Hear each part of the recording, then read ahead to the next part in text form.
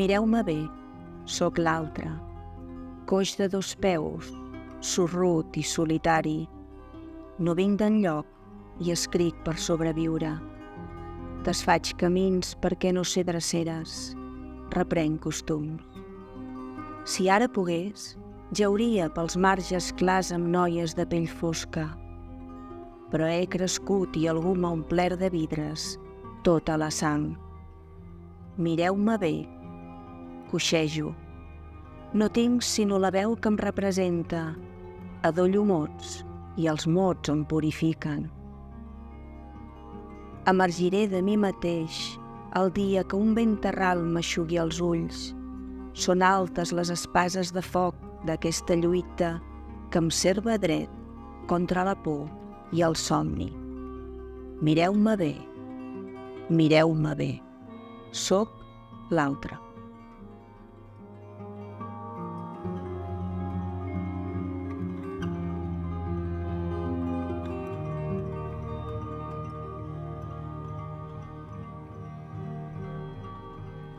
Mireu-me bé, sóc l'altre és un poema que pertany al llibre 27 poemes en 3 temps, de l'any 70-71.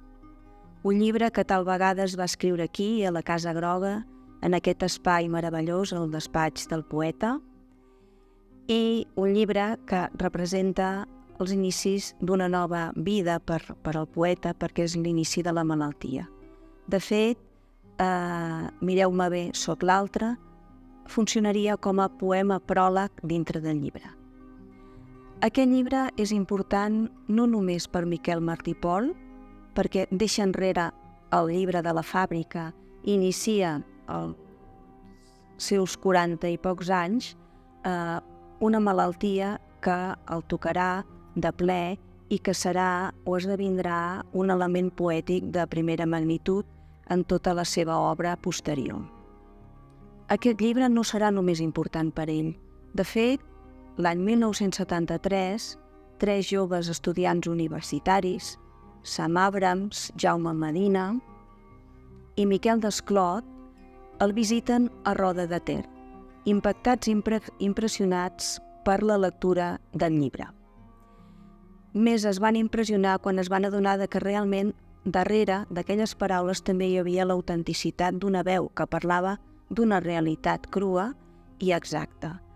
Per això, pocs dies després, ja el mes de juny, van tornar amb altres joves universitaris, Xavier Bru de Sala, Ramon Pinyol i Maria Mercè Marçal.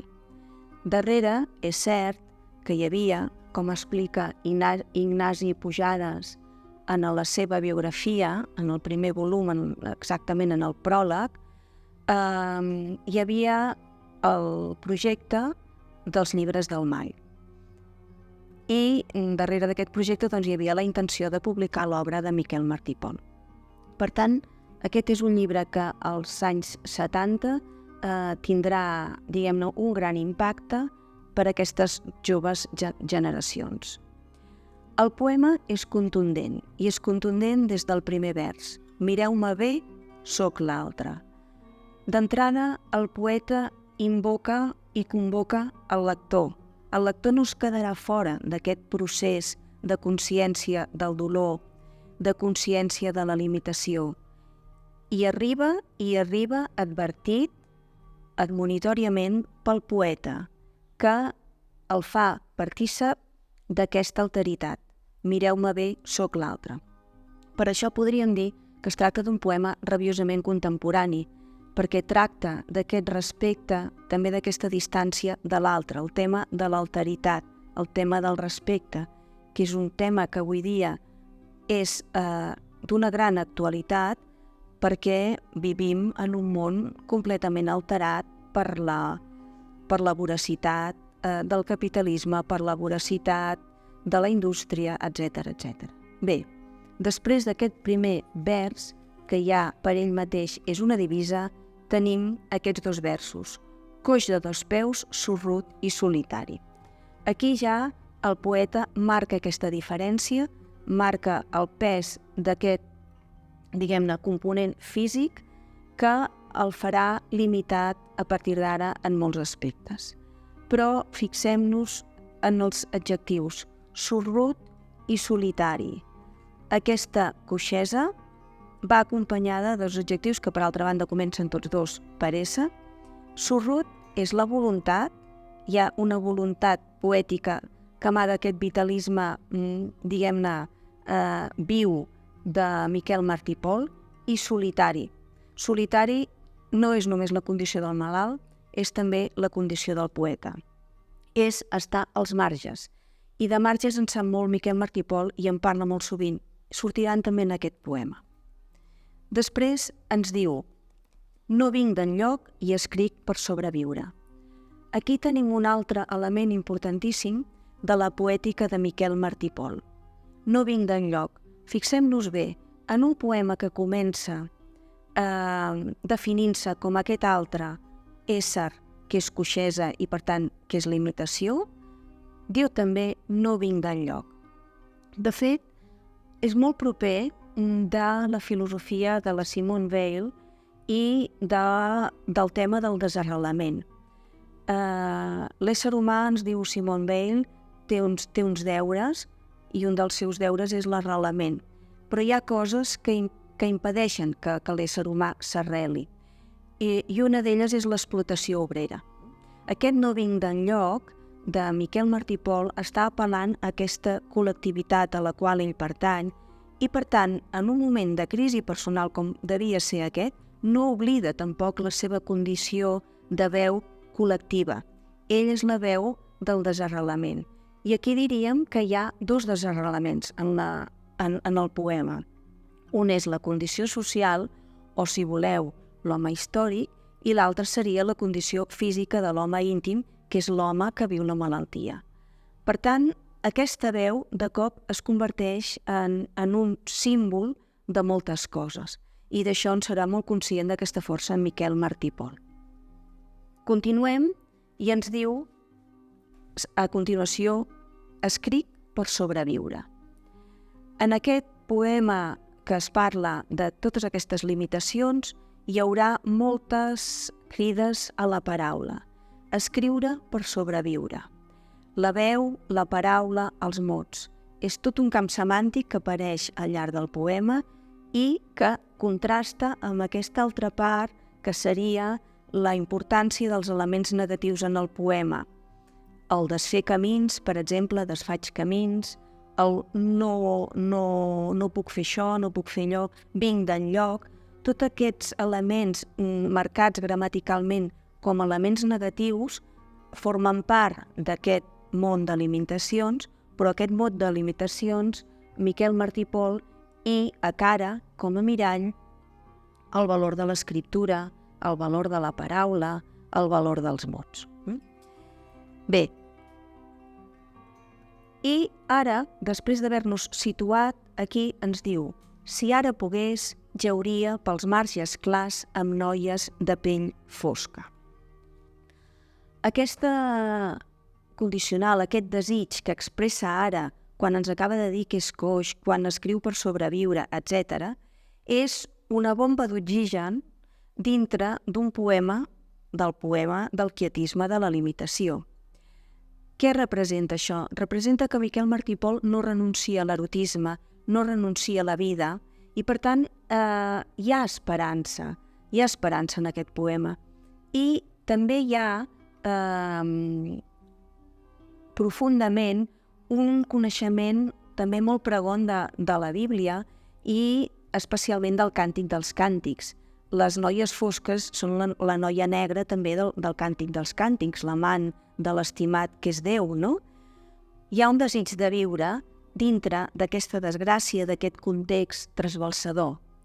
Simone Weil sempre té en el seu coneixement, quan parla d'aquest tema del desarrelament, una figura mítica que és la de Níobe. Níobe és una dona que va tenir molts fills, però que va mostrar amb excessiu orgull l'haver tingut tants i tants fills. I els déus la van castigar perquè es reia de Leto, que només n'havia tingut 2. Llavors, els déus van matar tots els seus fills. Però, després d'haver mort tots els seus fills, en un moment determinat, Níobe, que estava plorant, sent que té gana i menja.